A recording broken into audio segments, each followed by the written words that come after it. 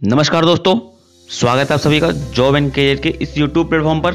दोस्तों, आज की वीडियो हम बात करने वाले हैं कि एसएससी सीएचएसएल क्या है, इसकी क्वालिफिकेशन क्या होती है, इसकी एज लिमिट क्या है, इसमें जो फीस कितनी लगती है, इसमें कौन कौन से पोस्ट होते हैं, एग्ज़ाम पैटर्न क्या है, इसमें सिलेबस क्या है और इसकी सैलरी क्या होती है। तो दोस्तों, अगर आप हमारे चैनल पर नए हैं तो चैनल को सब्सक्राइब कर लें ताकि आप लोगों को ऐसे ही इन्फॉर्मेशन मिलती रहे। चलिए शुरू करते हैं।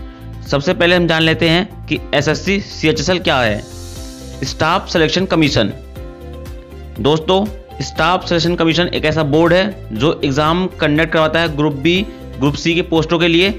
इसके बारे में आपको डिटेल्स जानना है तो हमने एक वीडियो पहले बना रखी है, आप लोग लिंक डिस्क्रिप्शन में दिया हुआ है, देख सकते हैं।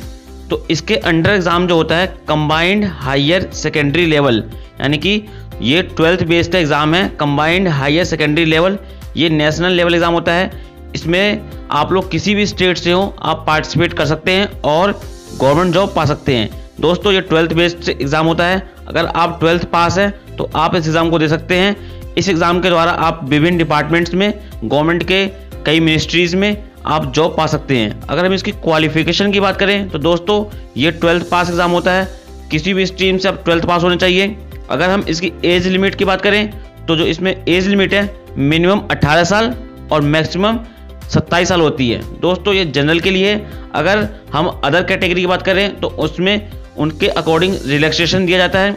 ओबीसी में 3 साल की छूट मिलती है, एससी एसटी में 5 साल की, पीडब्ल्यूडी में 10 साल की। पीडब्ल्यूडी ओबीसी से हैं तो उसमें 13 साल की छूट है। अगर पीडब्ल्यूडी एससी एसटी से है तो उन्हें 15 साल की छूट मिलती है।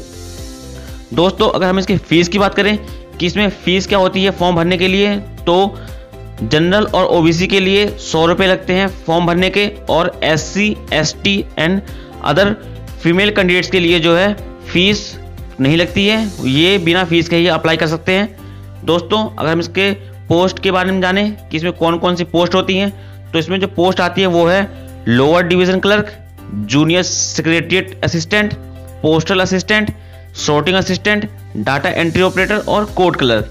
ये विभिन्न पोस्ट हैं जो विभिन्न डिपार्टमेंट्स में अपना योगदान देते हैं, कार्य करते हैं। दोस्तों, अगर हम इसके सिलेक्शन प्रोसीजर के बारे में जानें तो इसमें जो सिलेक्शन प्रोसीजर है 3 फेजेज में होता है। Tyre 1, tyre 2, tyre 3। टायर 1 जो है वो सीबीटी बेस्ड होता है, कंप्यूटर बेस्ड एग्जाम में। इसमें जो है ऑब्जेक्टिव क्वेश्चंस आते हैं। टायर 2 में डिस्क्रिप्टिव एग्जाम होता है। टायर 3 में दोस्तों टाइपिंग और स्किल टेस्ट होता है। इसमें जो है पोस्ट के अकॉर्डिंग है, किसी में टाइपिंग है तो किसी में स्किल टेस्ट है। पोस्ट के अकॉर्डिंग जो है दोनों में से कोई एक कराया जाता है। उसके बाद दोस्तों हम सिलेबस के बारे में बात करते हैं तो सिलेबस दोस्तों टायर 1 में जो है इंग्लिश, रीजनिंग, जनरल अवेयरनेस और क्वांटिटेटिव एप्टीट्यूड आता है। इंग्लिश दोस्तों 25 क्वेश्चन आते हैं 50 मार्क्स के, रीजनिंग भी 25 क्वेश्चन 50 मार्क्स के, जनरल अवेयरनेस 25 क्वेश्चन 50 मार्क्स के, क्वांटिटेटिव एप्टीट्यूड 25 क्वेश्चन 50 मार्क्स के।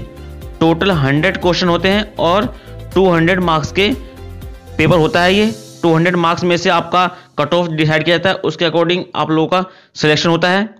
अगर हम इसकी सैलरी के बारे में जान लें कि इसमें सैलरी क्या होती है, तो एलडीसी और जूनियर सेक्रेटरीट असिस्टेंट की जो ग्रेड पे है वो 1900 ग्रेड पे होता है, यानी कि इसकी सैलरी होगी वो 19,900 से लेकर के 63,000 तक होती है। और डीईओ यानी कि डाटा एंट्री ऑपरेटर और पोस्टल असिस्टेंट की सैलरी के बारे में अगर हम जानें तो ये 2400 ग्रेड पे के होते हैं और इनकी जो सैलरी है वो 25,500 से लेकर के 81,000 तक मिलती है। दोस्तों, अगर आप लोग 12th पास हैं तो ये आप लोगों के लिए एक बहुत ही अच्छा मौका है। आप सीएचएसएल के लिए प्रिपरेशन शुरू कीजिए। इसका फॉर्म आ चुका है, आप इसमें अप्लाई कीजिए और इसके एग्ज़ाम दीजिए। इसमें जो है अगर आप लोगों का गवर्नमेंट जॉब पाना एक सपना है तो आपका सपना आराम से साकार हो सकता है। ये एक अच्छी पोस्ट है। इसके लिए अगर आप लोग कोचिंग लेना चाहते हैं तो आप लोग कोचिंग ले सकते हैं। ये ऑफलाइन और ऑनलाइन दोनों कोचिंग इस समय आपको मिल जाएगा। अगर आपको किसी पर्टिकुलर सब्जेक्ट के लिए कोचिंग लेना है उसके लिए भी आपको कोचिंग मिल सकती है। इसलिए अगर आपको जैसा सुविधा लगे उस अकॉर्डिंग कीजिए और इस बार सीएचएसएल को क्रैक कीजिए। अगर आप लोगों को बुक से कोई रिलेटेड डाउट है या फिर कोई और समस्या है तो आप हमें कमेंट कर सकते हैं, हम आपके हर कमेंट का जवाब जरूर देंगे।